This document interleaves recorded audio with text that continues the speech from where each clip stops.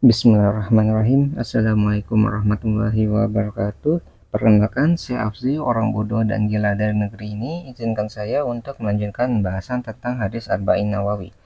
Disclaimer dulu, apa yang saya sampaikan di video ini adalah pembahasan dari apa yang telah saya pahami dari hadis ini. Jadi pembahasan ini bersifat sangat subjektif.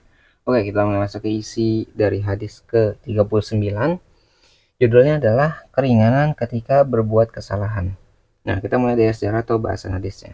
Nah, dari Ibnu Abbas radhiyallahu anhu, sesungguhnya Rasulullah shallallahu alaihi wasallam telah bersabda, sesungguhnya Allah telah memaafkan kesalahan-kesalahan umatku yang tidak disengaja karena lupa dan yang dipaksa melakukannya. Nah, pelajaran yang bisa kita ambil dari hadis ini, kita harus tahu dulu nih. Pertama, kenapa hadis ini tuh bisa muncul?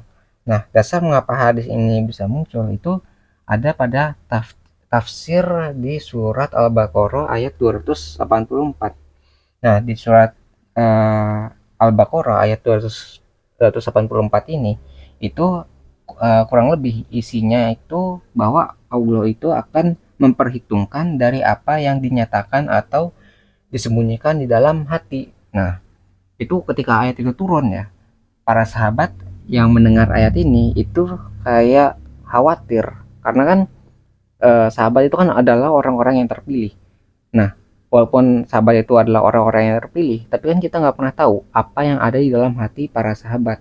Nah, para sahabat tuh khawatir ketika eh, ayat ini turun karena sahabat tuh kayak mengeluh lah bahwa kami itu dibebankan amal yang tak sanggup kami memikulnya, karena ya para sahabat ya namanya manusia gitu kan, memiliki nafsu duniawi gitu. Sehebat-hebatnya, sekuat-kuatnya iman para sahabat itu pasti ada niat di hatinya gitu, terbesit atau bisikan yang buruk gitu, terbesit bisikan yang buruk. Nah, sahabat tuh khawatir dengan bisikan-bisikan tadi.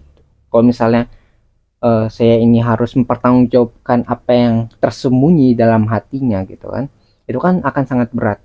Maka dari itu sahabat tuh mengeluh pada Rasul.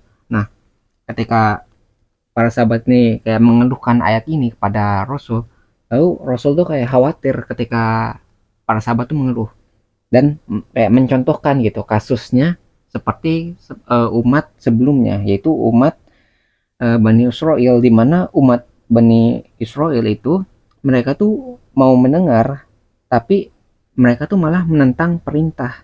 Jadi mendengar doang nih, nggak mau melaksanakan, malah menentang perintahnya. Nah, maka dari itu Rasul tuh kayak menyarankan, eh, katakanlah, kami mau mendengar dan mau menaati. Itu ada di ayat 285-nya, ayat setelahnya. Jadi kan para sahabat mengeluh dulu nih tentang ayat yang apa, hati, dalam hati yang dinyatakan ataupun yang disembunyikan. Lalu Rasul kayak ngasih saran supaya yang penting kita dengarkan dan taati gitu. Kita jangan sampai mendengarkan terus malah menentangnya. Nah, itu di ayat selanjutnya itu 285. Nah, di ayat setelah 285, di ayat 226-nya, di sini Allah kayak memberi keringanan lah jawaban dari keresahan para sahabat ini.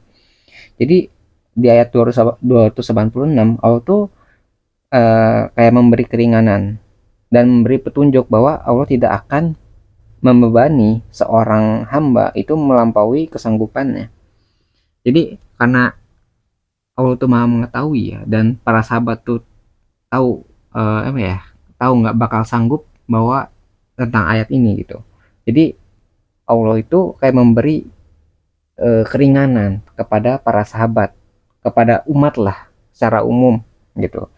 Karena di ayat 286 juga ini terdapat doa agar Allah itu tidak menghukum kita ketika kita itu lupa atau melakukan kesalahan, tidak membebani kita seperti umat terdahulu, dan tidak membebani sesuatu yang tidak sanggup kita memikulnya gitu. Jadi Allah tuh ngasih petunjuk bahwa Allah tidak akan membebani seorang hamba itu melampaui batasannya, karena Allah tuh mengetahui ketika Allah menciptakan seseorang itu Allah tahu ini seorang ini memiliki batasan seberapa. Nah, karena Allah tahu batasannya seberapa, maka Allah tidak akan menguji seseorang itu melampaui batasan yang Allah ketahui. Itu. Jadi diberikan petunjuk bahwa ketika diuji itu tidak akan melebihi batasannya, batasan kesanggupannya gitu kan. Nah, jadi itu adalah dasar mengapa hadis ini bisa turun gitu. Kenapa hadis tentang bahwa Allah itu akan memaafkan kesalahan-kesalahan umatku yang tidak disengaja karena lupa dan yang dipaksa melakukannya gitu. Jadi hadis ini turun dari tafsir surat Al-Baqarah 284 gitu ya sampai 286 gitu. Jadi karena wah, para sahabat kesulitan lalu mengeluh kepada Rasul, Rasul menyarankan supaya taat, mendengarkan dan taat. Lalu di ayat akhir dari 286-nya itu Allah itu memberikan kayak petunjuk bahwa Allah tidak akan menguji melampaui batasan dan terdapat doa juga gitu. Nah, setelah kita tahu atau ngebahas alasan mengapa hadis ini itu ada, kita akan bahas contoh kesalahannya yang mungkin terjadi atau bisa kita lakukan lah di kehidupan sehari-hari kita. Misalnya kasusnya kayak gini, eh, ketika kita sholat terus kita lupa rokaatnya, itu kan kadang sering terjadi ya. Ketika kita sholat terus karena mungkin gak fokus terus lupa rokaatnya, apakah ini rokaatnya kurang atau udah lebih gitu.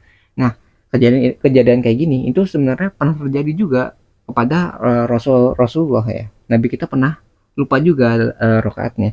Jadi ketika kejadiannya itu ketika Rasul itu sholat, lalu Rasul tuh selesai sholatnya lah sampai salam, terus para sahabat tuh mengamati kan sholat Rasul tuh seperti apa. Nah, ketika selesainya Rasul tuh sholat, para sahabat bertanya, apakah kayak ya Rasulullah, wahai Rasulullah, apakah ada wahyu baru yang menyatakan bahwa sholatnya itu berkurang rokaatnya gitu. Jadi kan maksudnya para sahabat tuh bertanya apakah rokaatnya itu ada yang dikurangi gitu dalam waktu sholatnya, sholat wajib misalnya. Nah, mengapa para sahabat itu bertanya seperti itu? Karena ada hadis yang mengatakan bahwa sholatlah seperti aku sholat. Akunya itu merujuk pada Rasul. Jadi ketika Rasul itu mencontohkan misalnya yang harusnya 4 rakaat ya, tiba-tiba 3 rakaat, para sahabat nih bertanya apakah ada wahyu baru gitu, kayak ada perintah baru, ketika perintah baru itu kayak harusnya 4 rakaat berkurang jadi 3 rakaat gitu kan, seperti itu. Jadi para sahabat itu bertanya apakah ada wahyu baru gitu. Nah, ketika para sahabat ini bertanya hal seperti itu, Rasul kan sadar, oh berarti ada rakaat yang kurang gitu ketika dia sholat. Nah, ketika tahu Rasul itu sadar, maka Rasul itu segera menyempurnakan rakaat yang kurang tadi gitu dan melakukan yang dinamakan sujud sahwi. Nah, maka dari itu sujud sahwi itu muncul ketika Rasul itu mencontohkannya. Jadi kita nggak perlu mengulang sholat kita, kita hanya perlu menyempurnakan sholat kita. Kayak kalau misalnya kurang ya, lalu melakukan sujud sahwi. Itu sujud yang dilakukan ketika kita lupa. Itu sujudnya dilakukan misalnya 2 kali lah. Itu. Jadi itu salah satu contohnya. Jadi sholat kita tuh nggak batal ya. Dihitungnya tuh kayak kita tuh dimaafkan karena kita tidak tahu ataupun lupa terhadap rokaatnya. Jadi itu hal yang wajar ketika kita lupa. Yang penting jangan sampai kita disengajakan gitu ataupun kita malah berniat untuk lupa gitu. Jadi wah gak apa-apa dimaafkan ini gitu ya. Tinggal sujud sahwi aja gitu. Jadi kita jangan sampai karena kita dimaafkan kita malah memanfaatkan kesempatan gitu kan. Ya kalau misalnya kita tuh yang penting sungguh-sungguh dulu saat melaksanakan ibadah, tapi ketika kita lupa misalnya rokaatnya atau misalnya kurang ataupun lebih, maka kita sempurnakan lalu kita melakukan sujud sahwi gitu, masih dimaafkan lah. Itu dalam masalah sholat gitu. Sholat terus lupa rokaat. Terus contoh lainnya misalnya ketika kita itu misalnya ketiduran terus tiduran itu sehingga lewat waktu sholat, misalnya kan kayak sholat subuh gitu, bangun kesiangan. Nah, ketika kita bangun kesiangan, kita kan nggak niat tuh, atau keadaan kita tuh baru nggak sadar juga, kita nggak meniatkan untuk bangun kesiangan. Nah, ketika kita bangun, sadar nih, wah kesiangan, waktu sholat itu udah lewat ya. Nah, kita segera bangun, terus ambil wudhu, terus laksanakan sholat subuh. Itu nggak masalah. Selama kita tidak sengaja melakukannya. Itu masih dimaafkan. Terus misalnya waktu lain atau enggak ketika misalnya di waktu sore, kita kan capek nih habis beraktivitas seharian. Nah, kita tidur habis sholat asar terus tidur. Bangun di sholat isya, di waktu isya. Nah, ketika bangun di waktu isya, maka kita segera, kalau udah sadar ya, udah bangun, udah nyawanya udah kumpul, langsung ambil air wudhu, laksanakan sholat maghrib gitu. Jangan sampai karena waktu sholatnya itu udah lewat gitu ya, udah kelewatan nih, kita malah tidak melaksanakannya. Nah, itu keliru ya. Jadi ketika kita sadar, kita segera melaksanakan apa yang wajib kita lakukan, karena itu masih dihitungnya wajib ya. Karena itu wajib, maka kita harus melakukannya. Walaupun ya dalam keadaan khusus seperti tadi, itu kita sholat di luar waktunya. Karena kita kan nggak meniatkan, nggak sengaja, dan ketika kita terjadi itu kita dalam keadaan tidur atau tidak sadar, dalam keadaan mati lah sementara. Nah, itu masih dimaafkan. Tapi jangan sampai dibiasakan atau disengajakan. Gitu. Jadi kita ngambil kesempatan, wah ini dimaafkan. Terus karena dimaafkan kita malah ketagihan gitu, malah dibiasakan atau disengajakan. Tuh, karena Allah tahu, maha mengetahui apa yang ada yang tersembunyi dalam hati kita. Nah, contoh lainnya nih, kalau misalnya selain sholat, ya ibadah puasa misalnya ya, bulan kemarin lah. Itu kan misalnya awal puasa kita belum terbiasa gitu untuk menahan makan dan minum. Misalnya habis pulang nih beraktivitas, buka kulkas atau buka lemari, itu ambil makanan atau minuman, tiba-tiba makan dan minum. Gitu. Nah, selama kita tidak sadar, maksudnya tidak sadar saat kita lagi puasa ya, kita nggak masalah makan dan minum itu. Misalnya. Nah, yang jadi masalah adalah ketika kita sadar. Gitu. Jangan sampai ketika kita sadar, kita malah malah melanjutkan yang ada di mulut gitu. Kalau misalnya kita sadar saat itu juga kita keluarkan apa yang ada di mulut kita. Jangan sampai tanggung lah, telan aja gitu. Jangan sampai disengajakan. Karena ya yang namanya manusia kadang lupa gitu ya. Yang penting jangan dibiasakan atau diniatkan malah gitu. Seperti itu juga. Jadi kayak kalau kita makan dan minum saat puasa ya, saat kita lupa itu dihitungnya malah berkah gitu, karena lupa itu salah satu bentuk berkah kan, karena kita nggak tahu, kita lupa ya, namanya lupa, minum aja kan gitu. Yang penting ketika kita ingat, segera keluarkan apa yang ada di mulut, jangan sampai tanggung gitu. Kalau kita bilang tanggung malah kita batal gitu kan jadinya itunya ya. Nah, itulah pokoknya keringanan-keringanan yang bisa kita pelajari lah dari ibadah yang ada atau mungkin kita lakukan dalam keseharian kita. Nah, mungkin kita bisa lanjut ke bagian selanjutnya tentang pesan kesimpulan. Hadis ini tuh jadi hadis ini menunjukkan kepada kita bahwa Allah itu telah memudahkan hambanya dalam beramal. Allah akan memaafkan kesalahan hambanya yang lupa, tidak disengaja, dan terpaksa. Tapi ingat, jangan sampai memanfaatkan kesalahan-kesalahan tadi sebagai alasan untuk berbuat kesalahan. Gitu. Karena sesungguhnya Allah itu mengetahui apa yang ada di dalam hati kita. Jadi jangan sampai karena kita tahu kalau Allah itu akan memaafkan kita, kita malah membiasakan atau sengaja melakukan kesalahan-kesalahan tadi gitu. Jangan sampai seperti itu.